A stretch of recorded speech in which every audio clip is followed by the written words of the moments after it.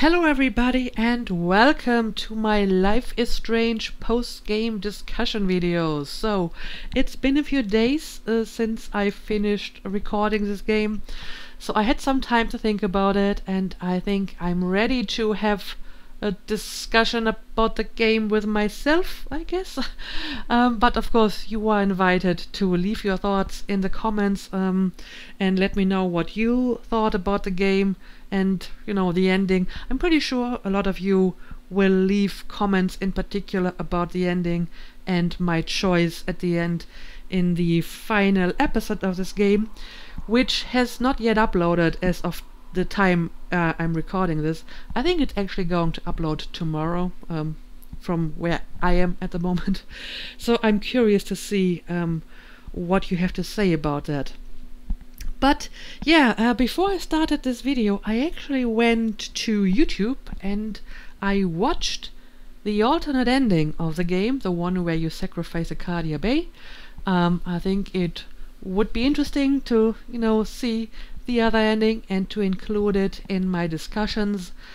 And I have to say, after seeing both endings and comparing them, I think I do prefer the one that I got, because as I suspected, it is the one that has the bigger emotional impact, at least on me. And that's not for, you know, the fact that the other ending doesn't have the potential for emotional impact. It's more about the way they executed the other ending. Because, I mean, the death of all the people in Arcadia Bay is not really addressed at all. I mean, you see all the destroyed buildings and I think you see like one dead person lying around. But overall it's glanced over rather casually. So you don't really feel sad for all the dead people, because, you know, it's barely mentioned at all in that ending. On the other hand, you don't really feel happy either, because you know they're dead. So I couldn't really feel completely happy for Chloe and Max's sake, because I couldn't just, you know, forget what just happened. So it was kind of a weird, lukewarm, in the middle ending. I would almost call it a fake happy ending. I mean, I know it's not supposed to be a real happy ending because of all the dead people, but on the one hand I felt that they were trying to make it look a little bit like a happy ending, with Chloe and Max driving away, being together, being alive, smiling. But on the other hand, it wasn't really happy, because, you know, there was so much death and destruction around them. So, I don't know, I feel it's not the ending as such that I have a problem with, but rather the execution, because I think they wasted some emotional potential here by making that ending so, well, it was fairly short and it was kind of somewhere in the middle, neither really happy and neither really sad. So I think the ending where Chloe died definitely left more of an impression on me. So for story purposes, I definitely prefer that ending. But I will talk about the ending a little bit more later. Before I go into the story and all of that, let's talk about the gameplay mechanics and the technical aspect of the game as usual. And I don't have that much to talk about it. I mean, there aren't really many mechanics in this game. It's basically a point and click, and it does what it's supposed to do. There are no annoying like quick time events or moments where you have to hit a specific spot on the screen in a few seconds or whatever. So it was actually nice and relaxing to just look around and click at stuff and look at stuff, and that worked out well enough. I did enjoy the fact that they put a lot of detail into the surroundings. I mean, there was a lot of stuff that you could look at, even stuff that was not like relevant to the main story, just, you know, background information or side stories or whatever. and all these little details that add to the atmosphere of this city, or well, town. And I think I really noticed that because for a while I was playing The Walking Dead Season 2 alongside Life is Strange, and they obviously have like similar mechanics. But in The Walking Dead, you don't really have that much stuff to interact with anymore. I mean, you have a few scenes where you walk around and can look at stuff, but it isn't really that much. There are like maybe 4 or 5 things you can look at, and then you're back in a dialogue scene or whatever. So I really appreciated the fact that Life is Strange had all of that detail. I mean, I'm sure some people would consider it filler material, but I personally enjoy that kind of world building. So I'm giving him a thumbs up for, the surroundings and all these places you can investigate and check out just for the sake of, checking them out. Also, I think the game looked pretty neat. They did a lot of stuff with lighting, sunlight and all of that stuff. So they made that little town look rather pretty, interestingly enough. I did appreciate that. So the game was nice to look at. The graphics are well adequate for a game of that type. If there's one thing that I would maybe criticize a little bit, I felt that the facial expressions weren't very well expressive a lot of the times. They were okayish for Max and Chloe, but especially like the less important characters, they didn't really have much facial movement at all. And well, I guess they did what they could with a budget that was clearly not like an AAA budget. And I mean, apparently even a AAA budget is no guarantee for good facial animations, right? As we've seen before. So I think they could have done more with it.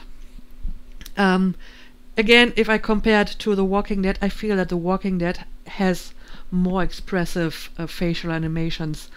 And this game, I think they were okay, but maybe they could have been a little bit better. So that would be a small, minor point of criticism. But it wasn't such a huge issue that it would like ruin my enjoyment of the game or whatever. Well, what else could I talk about in regards to the gameplay? Well, maybe I should talk a little bit about the rewind mechanic, since it is, one of the things that make this game kind of unique. I have to admit, at first, like in the first 1 or 2 episodes, I was a bit worried that it was just going to be some kind of gimmick, a quirky little gameplay mechanic to distinguish this game from other decision-based adventure games. But I was very glad to find out that it isn't, but that it's actually a core part of the story and not just, a little neat extra to make this game a little bit different. I did not use the rewind mechanic with absolutely every decision, but sometimes I would use it just to see what happens if I pick the other option, even if I already knew what decision I wanted to make. So it was interesting to experiment with that mechanic just for the sake of trying different options, because like I said, it's not something I usually do, because usually when I play decision-based games I am very adamant about sticking with my decisions and living with the consequences. So it was a quite of a different experience for me to sort of practice game sanctioned safe scumming. So I thought that was a neat little idea. So in conclusion to the gameplay, I would say I liked the idea behind the game. I liked the atmosphere of the game with all the details and the look and feel of the game. I do applaud them for picking an unusual setting and an unusual hero for their game. I mean, how many commercially successful games, and I think this game was pretty successful for what it is, have like a teenage girl as a protagonist. So I think the developers took a bit of a risk there, and I think it paid off. I enjoyed playing a different kind of character. Yeah, so let's go and talk a bit about the story. I would actually say that large parts of the story would have been interesting in their own right without the time rewind mechanic, but it probably wouldn't have made the same kind of impact on people. So focusing it on the time travel mechanic and Max's powers was probably a good decision. I mean, the rest of the story, like a detective story on a high school, finding out a missing person. I mean, that made for a decent story, I felt. But I'm not sure if it would have been successful if it was just about that, to be honest. So, the game about the time... so making the game about time travel definitely made it a bit more unique. So, all things considered, I think most of my points of criticism about the game would actually be in regards to the ending. I already talked a little bit about the ending in my final episode and why I had some problems with it. And it's not the fact that it's not a happy ending. I think that, an unhappy ending can also be a good ending story-wise. I already mentioned that I disliked the fact that both endings kind of made you feel like you played the game in vain. I feel a game shouldn't be doing that, give the player the impression that you should not have bothered playing the game in the first place, because none of what you do matters. Yeah, I understand what they were trying to do here, but it leaves you a little bit unsatisfied at the end. Another thing that I felt should have been better is the game left a lot of open questions. Now, I don't think that a game has to answer every question at the end. There is room for mystery and speculation and your own interpretations. So, for example, we didn't get to know how Max got her powers. I guess that's fine. I honestly didn't expect to get an explanation for that. On the one hand, it would have been nice to have one.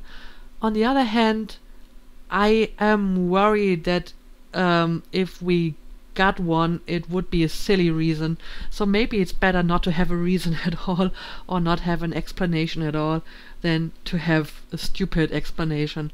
So if they couldn't come up with a good, plausible, or interesting reason why she got that powers, it's probably better if they just leave it unexplained.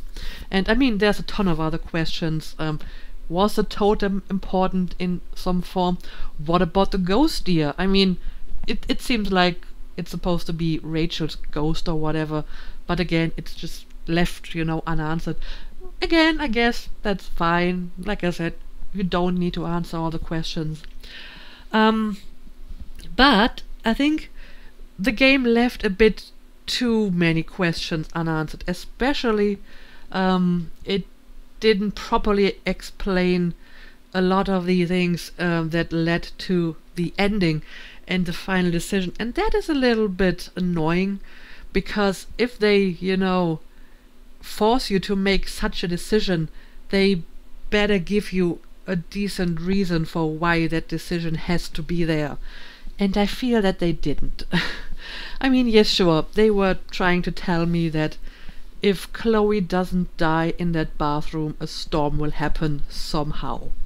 Why? We don't know, but I think we deserve to know if that's the kind of decision that we need to make. And yes, they were throwing around phrases like chaos theory, but even if we accept that chaos theory explains a storm happening from just, Chloe's continued existence, I'm pretty sure that chaos theory can't explain an out of nowhere eclipse just because one more person of like 7 billion continues to exist for a few days longer. I don't think the world works like that. So it seems like there is no real physical scientific connection between Chloe and the storm, which then suggests that the explanation is, supernatural. That it's about fate or destiny. And, destiny wants its due, and it wants to correct the quote-unquote mistake that happened in the bathroom when Chloe didn't die. But if that's the case, then why does Destiny stop doing it after the storm? I mean, why doesn't Destiny try to kill Chloe later? If Chloe's continued existence is such a big problem that even a storm is going to happen, killing off an entire town. So yeah, there's a lot of unanswered questions.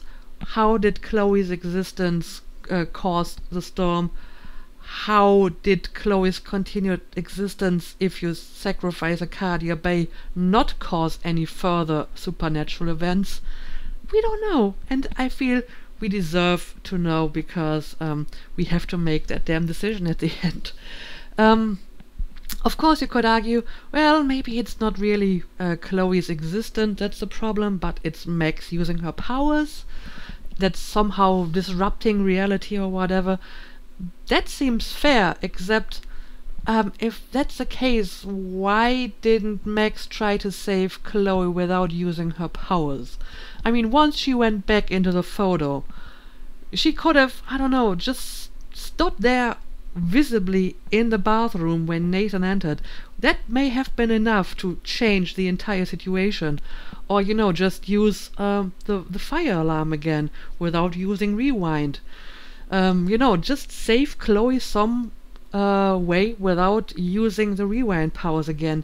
But I think the game heavily implies that even if she did that, the storm would still happen because she already used her powers before or whatever.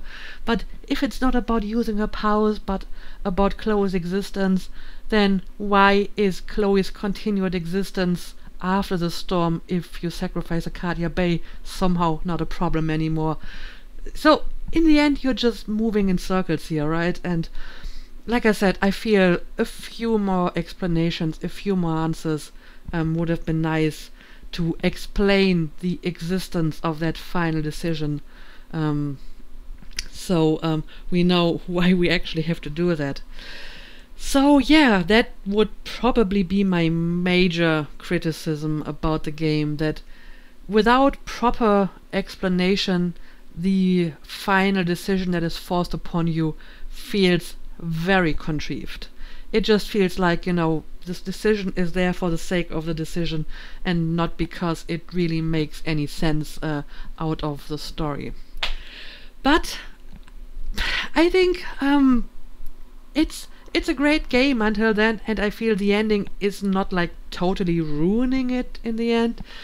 It just leaves me a little bit wanting because, like I said, both endings feel a little bit unsatisfying to me.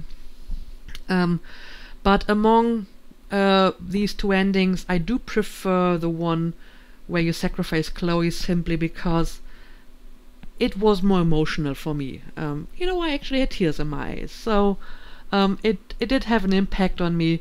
The other ending did not, so I think I'm fine with the emotional pain there. Yeah, that's my basic thought on the end. There are other minor issues that you could bring up. That dream sequence at the end. Now, in hindsight, I realize what they were trying to do there. I mean, obviously, the people in the diner are talking about Chloe killing them, and then we had that long sequence of memories with Chloe. It was basically setting up or foreshadowing the final decision. I still feel that that entire sequence was a little bit too long. I didn't mind a nightmare such as it is, but it felt a little bit dragged out. So, I guess the final question is, what does all of that mean? What kind of, interpretation would I personally draw from this game? Now, I guess that really depends on what ending you choose.